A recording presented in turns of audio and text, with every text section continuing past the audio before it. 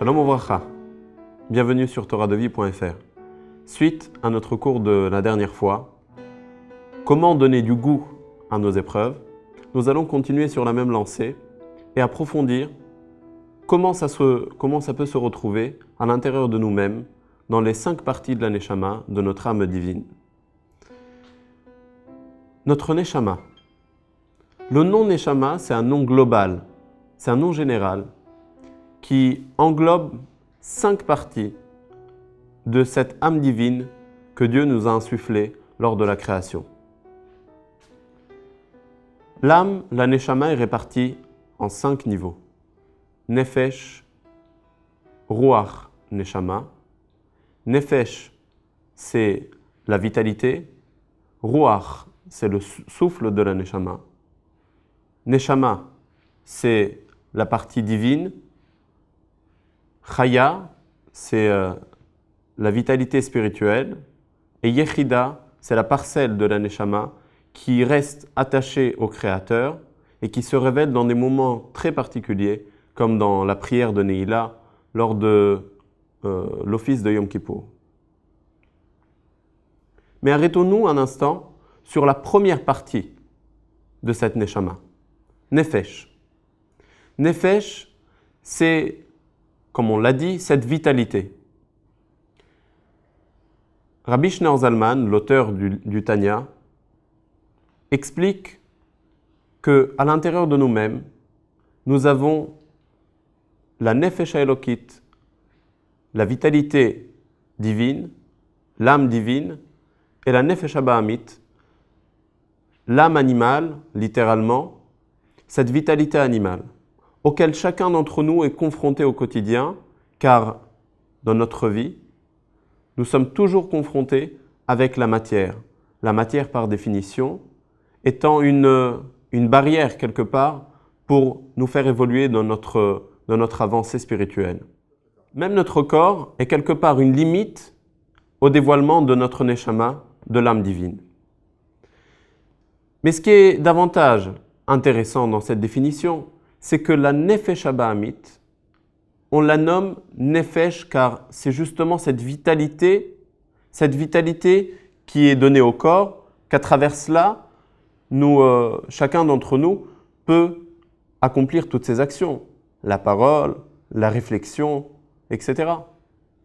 Mais on emploie exactement le même terme concernant la Nefesh Elokit, cette âme divine. A priori, c'est étonnant. Comment c'est possible d'utiliser le nom Nefesh Elokit, âme divine, vitalité divine, lorsque cette même vitalité est cachée à l'intérieur de nous-mêmes et limitée par notre corps? L'explication est simple. Cette Nefesh Elokit est autant accessible que cette Nefesh Bahamit, que cette âme animale. Pour illustrer cela, il y a une histoire bien connue du Baal Shem Tov, où le Baal Shem Tov avait souvent l'habitude de se réunir avec ses élèves pour des études extrêmement profondes de la Torah.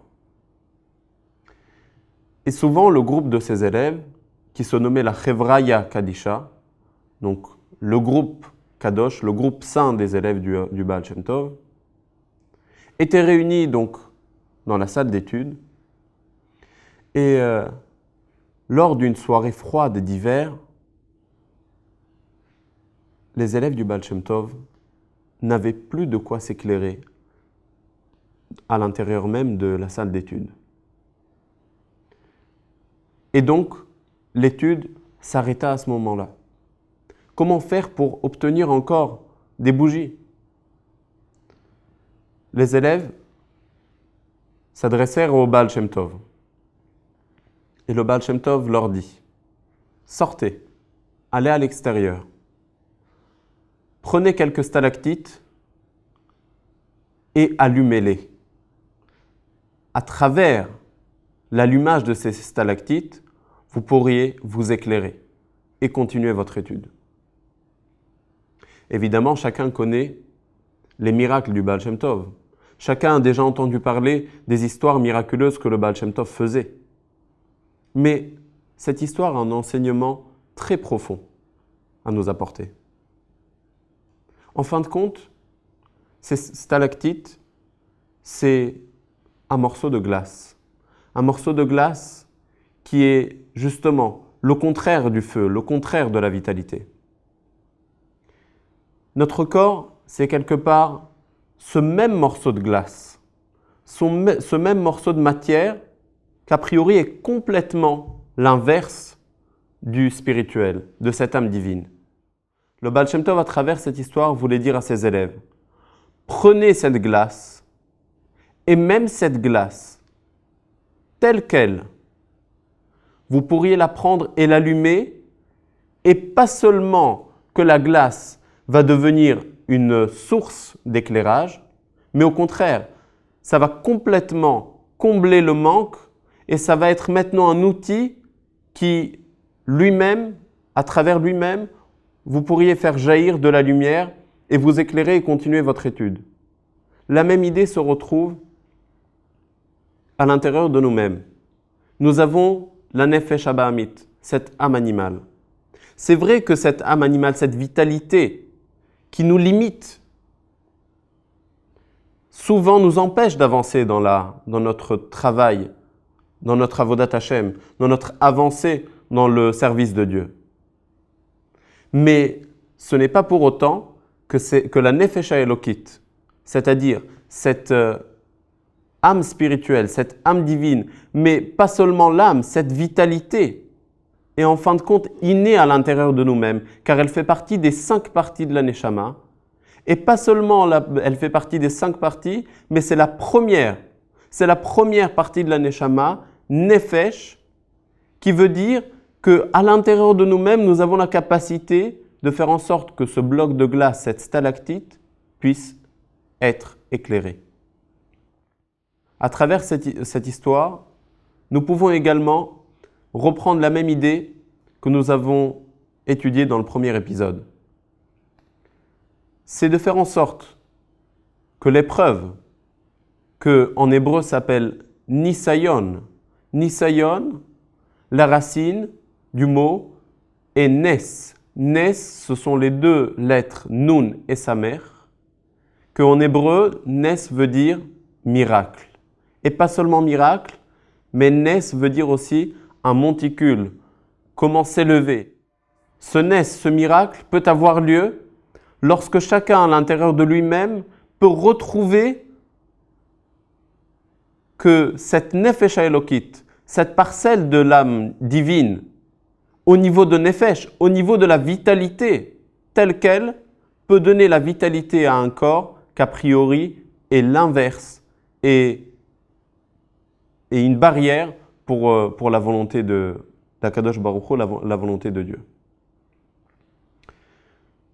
Pour développer davantage ce point, dans un discours bien connu du rabbi précédent, le rabbi Yosef Yitzhak,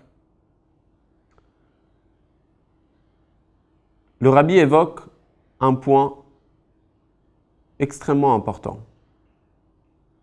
L'objectif de notre Neshama dans ce monde était et est pour créer une demeure ici-bas à la volonté de Dieu. Qu'est-ce qu'une demeure? À l'intérieur d'une maison, chacun se dévoile, chacun peut se conduire tel qu'il le souhaite.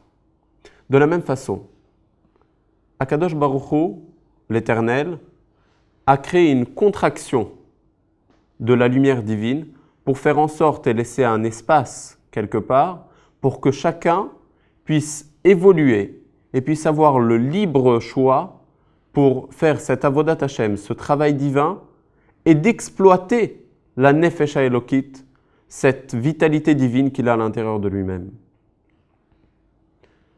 Lorsque les échelons de chacun évoluent, c'est à ce moment-là qu'il y a ce dévoilement de la yechida, de cette parcelle divine qui est directement liée au Créateur. Mais c'est uniquement à travers l'effort personnel, c'est à travers cette introspection perpétuelle de se rendre compte et de faire en sorte que toujours la glace peut devenir une source d'éclairage, une source et un luminaire pour faire en sorte que toute notre vie soit entièrement illuminée et éclairée. Nous retrouvons exactement la même idée dans le passage qui dit « Adam la'amal yulad ». Un homme a été créé justement pour travailler. Travailler pas uniquement au sens du travail quotidien, mais travailler dans le sens évolué. Un travail, par définition, c'est de sortir d'un statut et d'en rentrer dans un deuxième pour s'épanouir, pour exploiter ses propres capacités. Et donc, ce qui veut dire, c'est que lorsque l'Éternel, Akadosh Baruch Hu, nous met à l'épreuve, Dieu lui-même veut nous dire « Sors de ton travail et de ton travail habituel et essaye d'évoluer, essaye de sortir pour aller ailleurs, pour surmonter tes propres épreuves. » Ce passage veut nous enseigner comment tout dépend de nous. Chacun dans sa vie a un quota de nisyonotes. Chacun a un quota d'épreuves. Ça dépend où chacun va les investir. Car dans ce passage, on vient de dire « Adam la'amal yulad ». Un homme a été créé justement pour travailler, pour évoluer. Mais si nos soucis sont dirigés vers des soucis matériels, vers des soucis futiles de la vie de tous les jours, de la vie quotidienne, à ce moment-là, notre amal, notre travail, sera de sortir de ces soucis matériels, de ces soucis quotidiens. Mais si nous investissons nos soucis dans l'éducation de nos enfants, dans l'étude de la Torah, alors Akadosh Baruch Hu, à travers cela, va faire en sorte que le amal, que le travail, qui est censé être un travail matériel, va se muter dans un souci spirituel. Et lorsque quelqu'un est soucié par son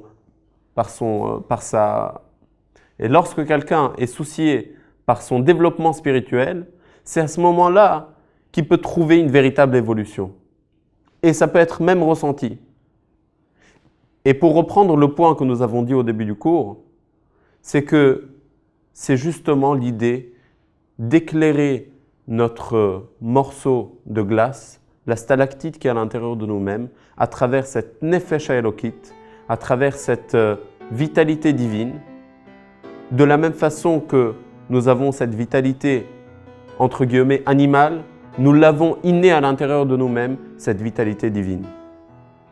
Merci à toutes et à tous et à très bientôt sur toradevie.fr.